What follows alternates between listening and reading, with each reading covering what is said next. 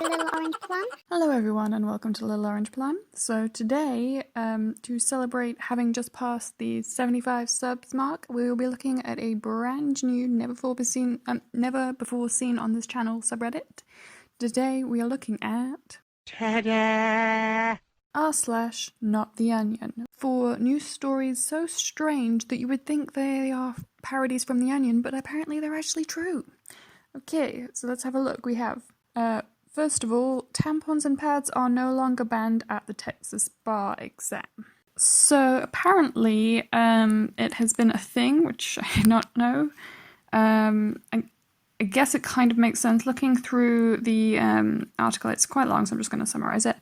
It's one of those things of you pretty much couldn't get carry-in tampons with you, just because they're concerned that you may have written something on the tampon and use it to cheat in the bar exam, which I understand that is kind of a thing with testing in general, that you have to have, you know, clear pencil cases, like they check your pens and pencils to make sure you're not like storing tiny bits of writing and stuff like that, and obviously makes sense that to some extent that they would have regulations for literally everything you bring into the exam. The one thing I'm going to say is, I feel like we should not have had to wait until 2020 to have this discussion. The bar exam is multiple days long. I mean, because with like British GCSEs and A-level exams, most of them are, I would say, 1 to 2 hours. If you, obviously there are a lot of subjects and sometimes you'll have several in a day, but you would only ever be sat for about 2 hours at once, I would think, usually, and usually there's like a decent sized break in between. I know it's kind of a common thing in America to have longer exams, like SATs being basically 4 hours long with only like 1 or 2 5-minute breaks between papers. But the bar exam in particular, for pretty much everywhere in America, as I say, anyone who's not aware, it's literally like a full length day, multiple days of just sitting and being tested. Of like, you sit for like 3-4 hours, have lunch, come back, sit for like 5 hours, and then do that like for several days in a row. And I just don't understand that, because it's, especially when it's like they're saying, well, surely you can get like a tampon from somewhere on site, and it's like there are restrictions on like leaving the area to some extent. Like, I don't think you're not like literally locked in the building, but like obviously they don't want you to look up materials to study like during your lunch break or anything like that, so you're pretty much limited to any tampons that happen to be sold within the building or stored within the building. And if you're not allowed to carry tampons in, that pretty much has you arriving at like 9 and not being able to change your tampon from when you arrive to whenever you get back to wherever you're staying in the evening. If especially if like I think, and it's in the comment section for this, is the whole, they kept saying, oh, it's not a problem because the bathroom on site has a tampon dispenser. I mean, like, I feel like it's the thing that we all know, and I feel like it must be that I've never actually lowered myself to get a condom out of a truck stop or anything like that, or any of those bathrooms, because they seem super cheap and not reliable. But I'm going to assume it's the same thing with tampons. If you would desperately need and try to get a tampon out of one of those things, you're going to find out very quickly. Very cheap, very low quality, one size, does not fit everyone, and also they're almost always empty. Like, I feel like it must, surely they realize, especially because if they're being this restrictive on bringing in tampons, like, are you being restrictive on coins that they can use to pay for these tampons when they're getting them out of there? Most good quality tampons, I think, as we all know as girls, come in an applicator where if it's been tampered with, you would be able to see that the packaging has been opened. It's not that hard to tell, so they can easily test to see if the girl's trying to tamper with her tampons in order to put information there. Also, how would you not notice someone pulling out a tampon in the middle of the exam section and staring at their tampon intently? Like, obviously that's like very obvious cheating. I get that you could maybe go to the bathroom and use them in the loo, but again, like, how much information could you possibly fit on a tampon? How would you tamper with it in a way that would not be obvious that you've messed with the applicator?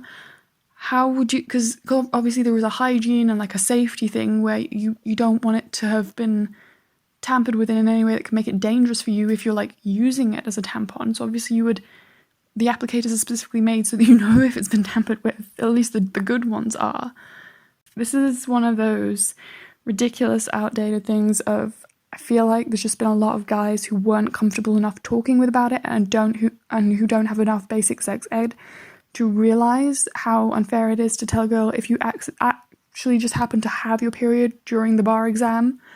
Like, sorry, you have to risk septicemia and getting like a blood infection because you just have to wear the same tampon for like an entire day and not change it and just, ew. But yes, apparently that's been lifted. Good for girls in Texas because that's an entire day of an incredibly difficult exam. Okay, New Hampshire is first state to allow flying cars on the road. This is cool. Show me the article. Please tell me this is exactly what I think it is, please. Okay, this is the picture. This is it. Look at it. This is the Switchblade, which is supposed to arrive last year. Although, let me down, article. Although they do not exist today, there are 2 companies that continue to aggressively pursue the segment. What? You just let me down. So apparently the article is that flying cars are illegal. They do not currently exist. I'm disappointed.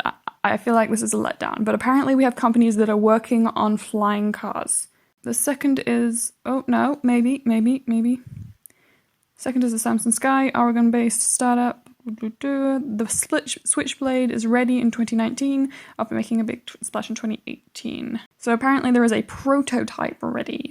The prototype flying car, from what it sounds like, but it's not actually ready to go onto the road and be sold to people yet. But it's gonna be legal! How cool is this? That's like the future. Look at this picture. This is the future happening now, people. Look at it. It is a flying car. Very cool. Okay. Next we have realistic robot dolphins could replace animals in zoos and aquariums.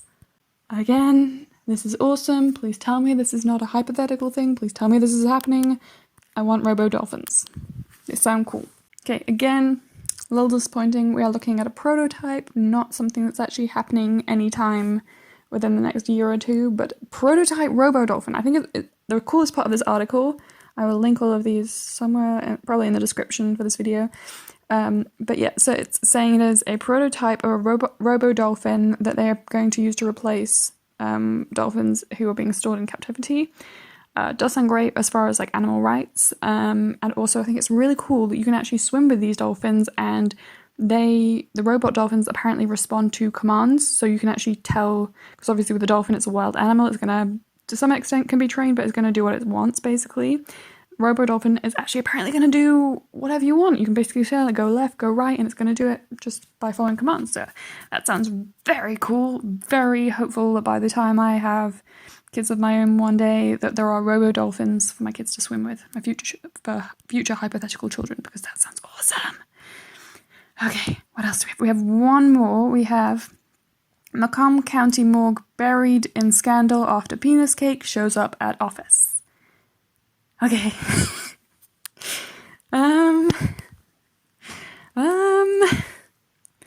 Let me read it.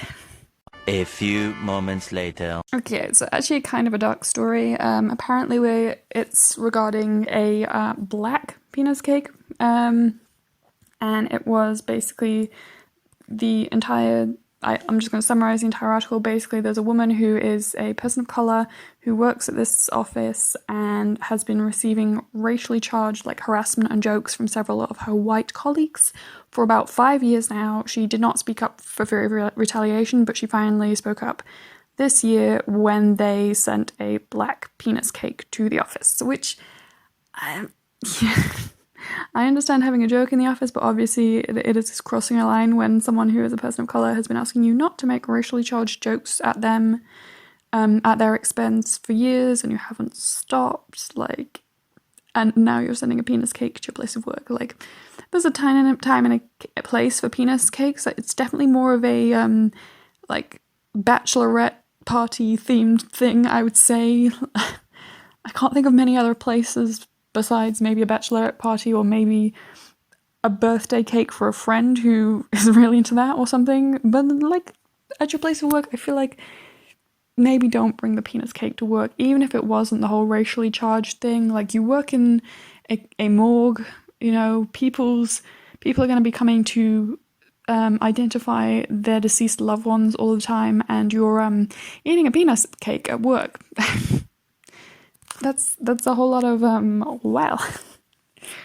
Putting aside the whole obviously terrible like harassment this poor woman has faced regarding her race, you guys work in a morgue and you thought it was a good idea to send a penis cake to your place of work. Not only just putting aside like what place of work, unless you're a professional like stripper or prostitute maybe, or maybe you specifically work in erotically themed cakes, like what kind of work do you have to do for it to be okay for you to send a penis to your place of work? I feel like unless you're like a journalist of erotic paraphernalia, maybe you specialize in writing articles in dildos or something like that, there's not a lot of jobs where I feel like you could consider that to be reasonable. Putting aside the whole obviously like terrible racial issue of it, what part of penis cake at my job sounds like a sentence that was a good idea? Like, from start to finish, there was no part of this sentence of we send a black cock cake to our job where we handle people's deceased relatives so that we could harass our black co-worker. There's no part of the sentence that doesn't sound terrible. Like, from penis cake start to harassing your co-worker finish, like, no. Is there must be a subreddit for it, because there's a subreddit for anything, but I feel like this belongs in so dumb it's becoming dangerous kind of thing. Like, you have to be a special kind of stupid to think that any part of this was a good idea. There is not one single part of this entire article, which is several pages long, that doesn't sound like a series of very stupid ideas. But yeah, so that was our new subreddit. This was r/nerdtheonion. So as I say, I just wanted to try something new to celebrate just having gone past actually 75 subs. So thank you everyone who has subscribed. So I hope you enjoyed this subreddit. If you did, please comment down below to tell me you would like more of this subreddit. If you have any other subreddits that you would like to suggest, please comment that as well. And if you like this video, please like, subscribe, all that good YouTube stuff. Join the family, and I will see you guys next time. Bye!